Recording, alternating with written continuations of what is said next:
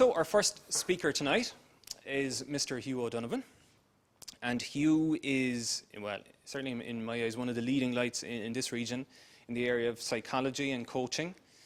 And Hugh has most recently been a co-founder and co-director of the coaching diploma, which is presently being offered in UCC, which is, again, a very useful thing to have available to people in this region. Amongst the many extraordinary things about Hugh is the fact that he spent 23 years in the Irish Defence Forces, and along the way has accumulated a ton of experience about life, about business, about work, and tonight he's going to share some of those ideas with you. So ladies and gentlemen, please a big boolabas for Mr. Hugh O'Donovan. Says he banging his head. Good evening, everyone. Aidan, thank you sincerely.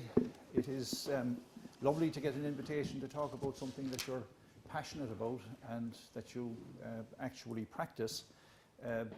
Aidan didn't mention there that I have a particular interest in stress, having spent 23 years in the army and come out and experienced a deal of it myself. Also, as a sportsman who has played the odd game of rugby here and there. I can't see if you're smiling down there. But even to Munster level on occasions. And really, I suppose, when all is said and done, it really is about performance. And I suppose, as a psychologist, and I would consider you all psychologists yourself, because you're trying to make sense of the world, and you're trying to deal with it, you're trying to deal with the challenges that you face. And that is quite significant, I'm sure, as Aidan says. You may get a chance to discuss that and have a conversation around that a little later on. But it's a challenge, and I suppose the challenge for lots of us is how do we deal with uncertainty, how do we deal with the challenges, how do we make sense of it, and how do we actually, as Declan Kidney has said on occasions, how do we keep ourselves in contention so that we can perform as best we can. I suppose, firstly, I would like to bring you back to the 17th of October 1998, when I returned from the Annapurna Sanctuary after 2.5 weeks or so trekking. In the sanctuary, I came back to Kathmandu and I received a phone call from my wife telling me that a dear friend of mine had taken his own life. I found that quite baffling, and the manner in which he had done it I found even more baffling, because he had a pathological fear of water. And I often wondered what it was that pushed him to actually go into the river. That, I suppose, was part of my journey, and part of my journey which brings me here today. It involved 23 years in the army, it involved sport, it involved a certain exploration in psychology.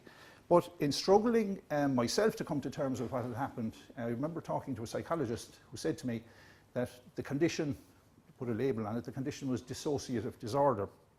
And I really couldn't accept that. You know, does that mean you're disconnected from reality in some way? Aren't we all disconnected in some way from time to time? So it led me on to an exploration which brings me here today. And I suppose what I want to do tonight, or what I would like to do tonight, is firstly to ask you some questions. Secondly, I'd like to share some insights around what's going on in this area of mindfulness. It's kind of overlapping coaching, it's overlapping psychology, it's overlapping a number of areas, but share some insights around what's happening, and also I want to leave you with a choice. Up to you, you can take it or leave it. Because I'm a psychologist, I want the evidence. I don't want you to tell me that it's a good idea. I want you to produce the evidence and suggest to me why it's a good idea. And in that sense, positive psychology is coming together, coaching psychology, and a relatively new domain of contemplative neuroscience, which in other words is mindfulness and how the mind works from an evidence point of view, is coming together in one place. I will share the evidence with you. You make up your own mind. I was saying to one of the guests here tonight earlier on that 50% of people get this. They get it first day. How many people here actually practice mindfulness? Put up your hands. So we have a good number here who don't, so that's good. Some people get it, but there's a 50% out there who actually don't get it. Like me, they're logical, rational, analytical. The left brain is working very well, and they need the evidence. So I shall share that with you tonight. If we can move on, and I can use this little...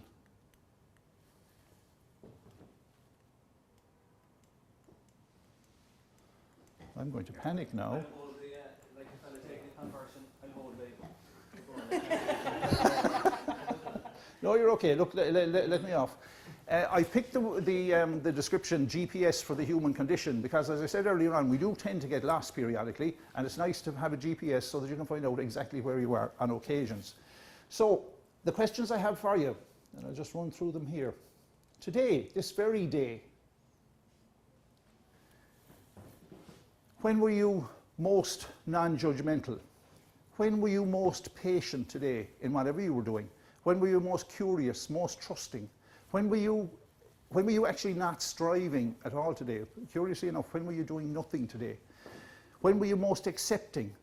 When today did you actually let go of whatever you were attached to, whatever was important to you? Just let it go. It's of no consequence.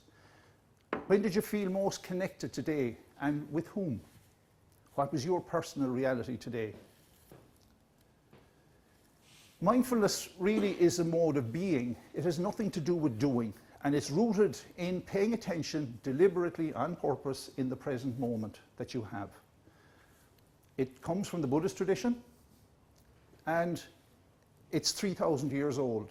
The emergence of neuroscience and what's going on in the brain and linking it to mindfulness is relatively recent. It is a practice and it is a skill. Now I'm just going to leave the stage, Ian, for a moment, and I'm going to sit down, and I'm going to invite you, for those of you that haven't done it before, I'm just going to invite you to practice for a couple of minutes, just to give you a sense of what I'm talking about. Can I just ask you to sit comfortably in your chairs, those of you that are sitting comfortably, and can I just ask you to put your hands on your thighs, sit up as respectfully as you possibly can, or stand up indeed, for those of you that are standing, and I just want you to close your eyes. Please close your eyes now and just follow my instructions for a short number of minutes.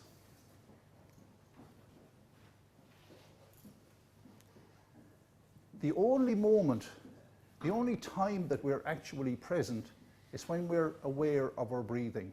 So I would just ask you to close your eyes, relax, and just get in touch and connect with your breathing. The in-breath, the out-breath. Okay, I'll invite you back into the room in your own time.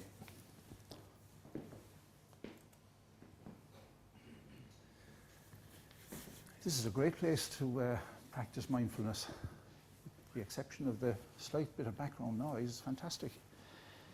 Normally, I would take the opportunity to explore that a little more and to get some feedback and whatever, but we won't do that tonight. I want to press on to share 3 insights with you around what's going on, and I'm sure you probably will admit that at various levels, at the level of your thinking, at the level of how you were feeling, at the level of how you were engaging, you were feeling and experiencing a lot of stuff in terms of your thinking and your emotions.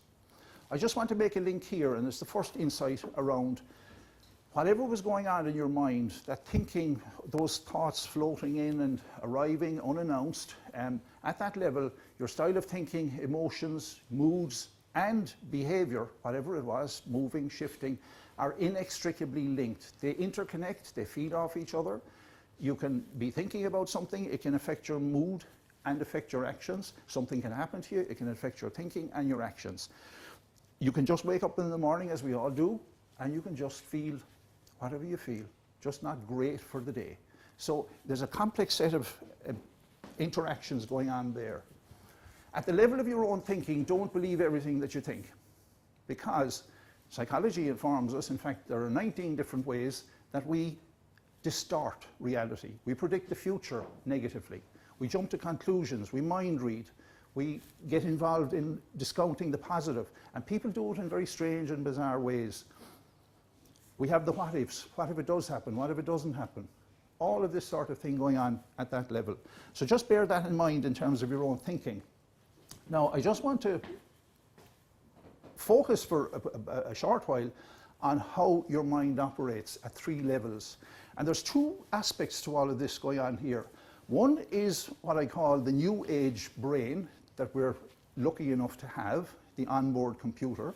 And the one in red there is what I call the reptilian brain, the Stone Age brain that operates as well. Unfortunately, we're stuck with it 20,000 years ago when we needed to be very much in fear of whatever it was out there, and that was very useful. But nowadays there isn't that much threat out there, and most of it is constructed in our heads, or at least quite a deal of it. The first level that we're talking about is around drive, striving, excitement, all the good stuff.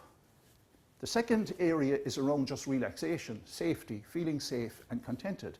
And the third area is around the whole area of emotional hijack, stress response, and all of that.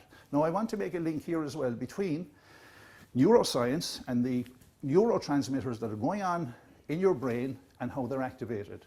At the level of just doing your ordinary work and going about your daily life, it's about doing. We are doing all of the time, an awful lot of it. Dopamine is released. In terms of the relaxation response, when we're nice and calm and quiet, oxytocin and serotonin are released into the system. At the level of perceiving threat and perceiving negativity, then the toxic emotions of adrenaline and cortisol and neuroadrenaline are released into the system. I meet a lot of those toxic emotions in my work, in the workplaces that I visit, and otherwise, and individually, but it's around anger, impatience, distrust, whatever anxieties may be of significance to you. But we are stuck with that, and we need a way of dealing with it. We need a way of dealing with the mindlessness and that reptilian brain. Now, I just want to show you some of the evidence around mindfulness and its practice and why it's a good idea. It increases activation in what they call the left prefrontal cortex, which predicts happiness and well-being. It predicts a more robust immune system in the practice of mindfulness. It increases grey matter concentrations in brain areas connected with sustained attention and perspective taking and emotional regulation. And I only recently discovered myself that the American Marines are teaching their people mindfulness for perhaps their own reasons, and I'd be interested to know what your thoughts are around that a little later on as to why they would be doing that. It enhances empathy, it reduces levels of stress and anxiety, and it develops a greater capacity to come away from negative, unhelpful self-talk, this inner critic that we tend to engage in from time to time. The good news is that you can focus your attention. If you explore this whole area of mindfulness, you can focus your attention in terms of your thinking and emotions. You can begin to control and mediate that connection between emotions and thinking and behavior. Do you wish to get emotionally fit where you see things as they are, not worse than they are? Do you want to see things potentially better than they are? And do you want to have the capacity and the energy to make things better than they are? Well, then the question is your GPS on? Is your location finder on? And have you the wherewithal to create some space for yourself, some mindful space for yourself? Because as John Kabat-Zinn says, and he quotes a lot of medical evidence, your life depends upon it. I will leave you with that thought. Thank you very much.